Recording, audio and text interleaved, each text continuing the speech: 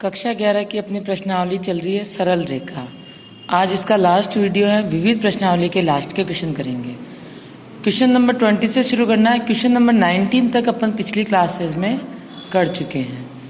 यदि एक चर बिंदु पी एक्स वाई की रेखाओं x प्लस वाई बराबर 5 और 3x माइनस 2y प्लस 7 बराबर 0 से लांबिक दूरियों का योग सदैव 10 रहे।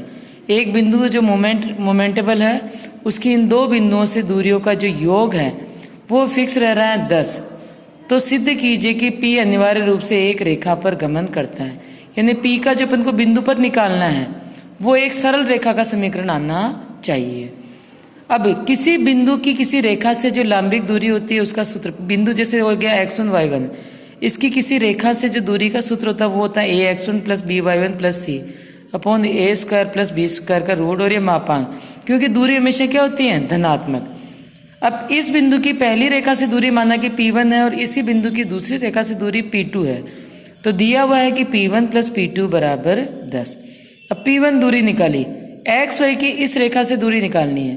तो बिंदु भी एक्स वाई, तो एक्स वाई की जगह तो एक्स वाई रखा और ये 5 आ जाएगा इधर, x plus y minus 5 upon root x का गुणांक 1 और वाई का गुणांक भी 1, तो एक स्क्वायर प्लस एक स्क्वायर प्लस P2। रेखा जो है वो की वही, क्योंकि एक्स वाई की जगह एक्स वाई रखना तो वो की वही समीकरण होगी। नीचे एक्स का स्क्वायर गुणांक का स्क्वायर ए बराबर 3 और बी बराबर है -2, तो 3 का स्क्वायर प्लस -2 का स्क्वायर बराबर हो गया 10 दिया हुआ है। अब इसको सोल्व करेंगे तो √2 और √13 एक्स प्लस वाई -5 प्लस ये वैसे देखो एक सरल रेखा यार, क्योंकि सरल रेखा क्या होती है एक्स की घात भी 1 और वाई की घात भी 1 हो और रेखिक समीकरण हो कि ऊपर हो सारे पद। अब इसका एलसीएम लेंगे, √2 और √13 इसका एलसीएम है। इस पूरे पार्ट को तो मल्टीप्लाई किया √13 से, क्योंकि √2 और √13 एलसीएम है, और इस पार्ट को किया √2 से। तो √13 से इसको गुणा किया, हर एक पार्ट को अलग अलग कर दिया तीनों को, और इसको किया √2 से तीनों पदों को, और 10 को किया √2 √13 √26 से मल्टीप्लाई किया। अब x के पद एक साथ ले ली, ये x और ये x, तो √13 प्लस 3 √2 x। ऐसे ही y के पद एक साथ ले लिए, यहाँ से और यहाँ से y के पद एक साथ ले लिए, और ये सारे अचर पद एक साथ ले लिए। तो ये एक सरल रेखा का समीकरण ही है जिसका मान रखो ax प्लस by प्लस ये इतना बड़ा क्या है c बराबर 0 है। नेक्स्ट क्वेश्चन, समांतर रेखाओं 9x प्लस 6y माइनस 7 बराबर 0 और 3x प्लस 2y प्लस 6 बराबर 0 से समदूरस्थ रेखा का समीकरण ज्ञात कीजिए। ये देखो ये दो समांतर रेखाएं हैं। तो समांतर रेखाओं की जो दूरी होती है वो सभी जगह से क्या होती है समान। तो अपन को इस रेखा का समीकरण ज्ञात करना है। इस रेखा की जो दूरी इस रेखा से है वही दूरी इस रेखा की इससे है। अब यहाँ पर ये दो समांतर रेखाएं हैं, समांतर रेखाओं का पता कैसे करते हैं, इसमें तो दिया हुआ है। बाकी a1 अपॉन a2 बराबर होता है b1 अपॉन b2। 9/3 बराबर 6/2, बिल्कुल 9/3 भी हुआ 3 और 6/2 भी हुआ 3, यानी कि ये समांतर रेखाएं हैं। तो पहले दोनों समांतर रेखाओं को एक जैसा करेंगे, इसको भी 3 से गुणा करके एक जैसा कर लिया। अब एक तो अपन निकालते हैं ढाल रूप से समांतर रेखा का समीकरण कि m क्या होता है समान। आज दूसरा मेथड बताते हैं कि किसी रेखा के समांतर रेखा का समीकरण निकालने। तभी जैसे अपन ये दो देखे, ये दो टर्म तो x और y तो सेम होते हैं, केवल ये अचर पद बदल जाता है समांतर रेखाओं में। तो अपन को इसके समांतर रेखा या इसके समांतर रेखा निकालनी है, तो इसमें ये अचर पद को बदल दिया। ये क्या लिख दिया अपन ने k, मतलब एक तो ढाल रूप होता है और एक ही होता है, ये ज्यादा अच्छा रहता है। ये लिख दिया अपन ने k बराबर 0। ये एक समांतर रेखा जो ये इसके बीच की रेखा है। अब दिया हुआ है कि इस रेखा और इस रेखा के बीच की जितनी दूरी है उतनी इस रेखा और इस रेखा के बीच की दूरी है। और दो समांतर रेखाओं के बीच की जो दूरी की सूत्र होता है c1 minus c2 upon √a² plus b² होता है। ये दो समांतर रेखाओं के बीच की दूरी। तो पहले इसकी और इसकी दूरी निकाली, तो c1 तो है -7 और c2 है k, तो k -7 अपॉन √a और b कितना है 9 और 6, 9 स्क्वायर प्लस 6 का स्क्वायर बराबर इसकी और इसके बीच की दूरी निकाल। इसकी नहीं निकालेंगे क्योंकि इसमें तो फिर a और b अलग आ रहा है।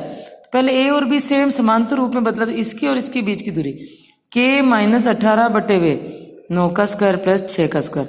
दिया हुआ कि ये दोनों ही दूरी क्या है बराबर है।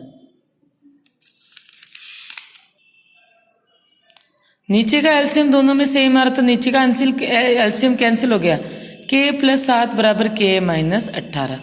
अब इस मापांक का मतलब क्या था कि प्लस चिन्ह भी ले सकते हैं और माइनस चिन्ह भी ले सकते हैं।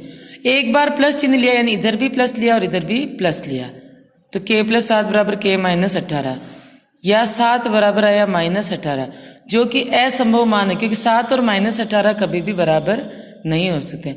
अब दूसरी बार एक तरफ प्लस लेंगे और दूसरी तरफ क्या लेंगे, माइनस।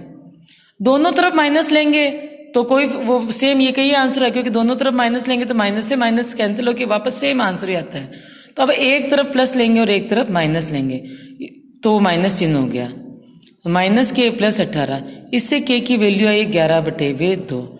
तो समांतर रेखा का समीकरण क्या है, उस जो अपन ने माना था 9x plus 6y plus k बराबर 0 में k की जगह लिख दिया 11/2, या इसका एलसीएम 2 लिख के इसको मानक रूप में लिखा कि 18x प्लस 12y प्लस 11 बराबर 0। नेक्स्ट क्वेश्चन, बिंदु 1,2 से होकर जाने वाली एक प्रकाश किरण x के बिंदु A से परावर्तित होती है। थोड़ा सा साइंस का कंसेप्ट है कि परावर्तित क्या होती है, किसी सतह से टकरा के वापस किसी दूसरी डायरेक्शन में वो लौट जाए, किसी कोण पर वापस वो लौट जाए। तो बिंदु 1,2 से कोई किरण आ रही है, जैसे ये बिंदु 1,2 यहाँ आ रहा, ये कोई प्रकाश की किरण आ रही है और ये कहाँ से टकराती है, x के बिंदु A, ये बिंदु है x का, इस बिंदु से टकरा रही है। ये बिंदु सॉरी गलत लिख दिया, बिंदु A से टकरा रही है और परावर्तित किरण बिंदु 5,3 से होकर जाती है। ये किरण आई और ये 5,3 से ये वापस चली गई। तो A के निर्देशांक, ये निर्देशांक क्या होंगे, A जो बिंदु है यहाँ पर, एक मिनट इसको B कर लो आप और इसको A कर लो, ये x का बिंदु है तो इसके निर्देशांक क्या होंगे, x, 0।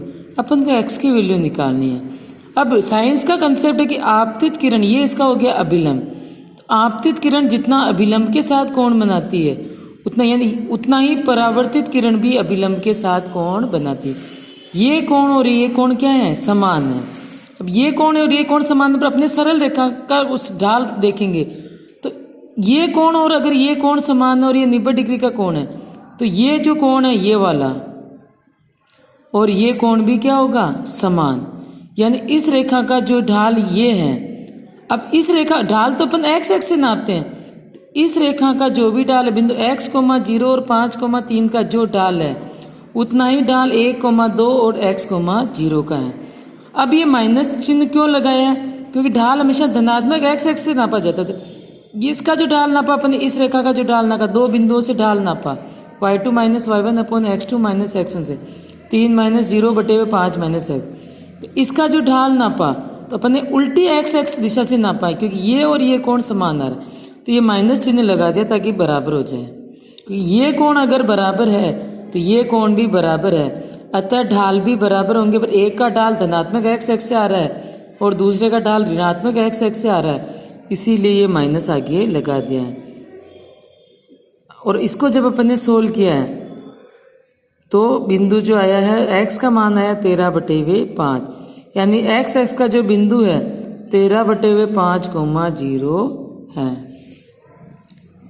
नेक्स्ट क्वेश्चन नंबर 23, दिखाइए कि बिंदु, एक बिंदु तो ये दिया और दूसरा बिंदु दिया हुआ ये, बिंदुओं से रेखा x/a cos theta plus y/b sin theta बराबर 1 पर खींचे गए लंब की लंबाइयों का गुणा b² होता है।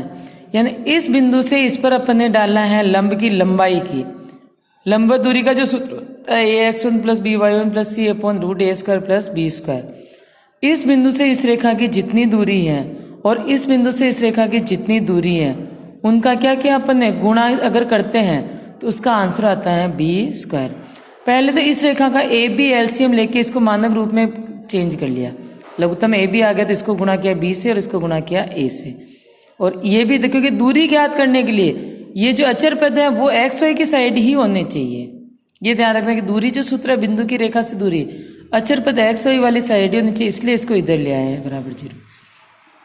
अब इस बिंदु से इस रेखा की दूरी निकाली तो ये x की जगह ax1 होता है, x की जगह रखा ये a² √a² minus b²। B की जगह बी है और cos थीटा की जगह cos थीटा है। फिर इस टर्म में y की जगह रखा अपन ने 0 minus a b upon x का गुणांक है b cos थीटा और y का गुणांक है a sin थीटा। x के गुणांक का स्क्वायर प्लस y के गुणांक का स्क्वायर। इसी तरह अब ये मापांक भी लगेगा साथ में, क्योंकि दूरी हमेशा क्या लेते हैं अपन, धनात्मक। सेकंड जो माइनस वाला बिंदु है, ये वाला बिंदु, इससे भी अपन ने दूरी निकाली, तो ये x की जगह सेम यही है बिंदु, ये बस माइनस है तो ये माइनस आ गया है। अब अपन को दोनों दूरियों का क्या करना है, गुणा। P1 P2 बराबर ये दोनों का ही गुणा किया अपन ने। 1 मिनट ऊपर भी आप मापांक लगा दीजिए, ये मापांक और ये भी मापांक, क्योंकि दूरी हमेशा कभी ऋणात्मक नहीं होती, कैसे होती है, धनात्मक। दोनों दूरियों का गुणा करना है। यहां से b को देखो, b यहां और यहां से कॉमन निकल रहा है, यहां से भी b और यहां से कॉमन निकल रहा है, तो इस b स्क्वायर को तो कॉमन निकाल लिया। ये माइनस भी मापांक के बाहर आके ये प्लस ही बन जाएगा, तो ये अंदर की पूरी संख्या क्या होगी, दोनों ही प्लस प्लस में हो गए। अब इसको और इसको अपन ने गुणा किया, एक प्लस की और एक माइनस की संख्या है और यहाँ दोनों ही प्लस की संख्या है। a माइनस बी और a प्लस बी का जब गुणा होता है तो a square minus b square होता है, यानी पहली संख्या का स्क्वायर माइनस दूसरी संख्या, दूसरी में भी b तो कॉमन निकल गया था, वो a का स्क्वायर। यानी एक साथ अपने 3 काम कर लिए, b को कॉमन भी निकाल दिया, माइनस को भी मापांक से बाहर निकालने पर कोई फर्क नहीं पड़ता है, और फिर गुणा भी कर लिया। नीचे संख्या सेम है तो गुणा करने पर रूट हट गया ये, और ये का ये आ गया b square cos square theta plus a square sine square theta, root क्योंकि 2 बार गुणा हुई है। अब इस a square minus b square को कोस स्क्वायर थीटा से गुणा किया तो a square cos square theta minus b square cos square theta minus का ए स्क्वायर। अपना आंसर चाहिए केवल बी स्क्वायर, यानी इसको इस ढंग से सोल्व करना कि ये दोनों पार्ट एक दूसरे को कैंसिल कर दे। यहाँ नीचे अपना कोस स्क्वायर और साइन स्क्वायर आ रहा है और ऊपर दोनों जगह कोस स्क्वायर आ रहा है। यहाँ और यहाँ से अपने ए स्क्वायर कॉमन ले लिया तो बचा cos square theta minus 1 minus b square cos square theta. अब 1 माइनस कोस स्क्वायर थीटा क्या होता है, साइन स्क्वायर थीटा, तो यहाँ ये माइनस साइन स्क्वायर थीटा हो गया, नीचे तो कुछ करना ही नहीं है, minus a square sine square theta minus b square cos square theta upon ये भी पूर्ण वर्ग, ये भी पूरी धनात्मक संख्या और ये भी पूरी धनात्मक संख्या है, तो माइनस जब मापांक से बाहर निकलेगा तो प्लस हो जाएगा, और a square sine square theta plus b square यही बचेगा अपना b square cos square theta. अब ऊपर वाले पार्ट से नीचे वाला पार्ट क्या हो गया, कैंसिल, और फाइनल जो अपना आंसर बचा है वो बी स्क्वायर ही बचा है, जो कि सिद्ध करना। नेक्स्ट इस प्रश्नावली का लास्ट सवाल करते हैं।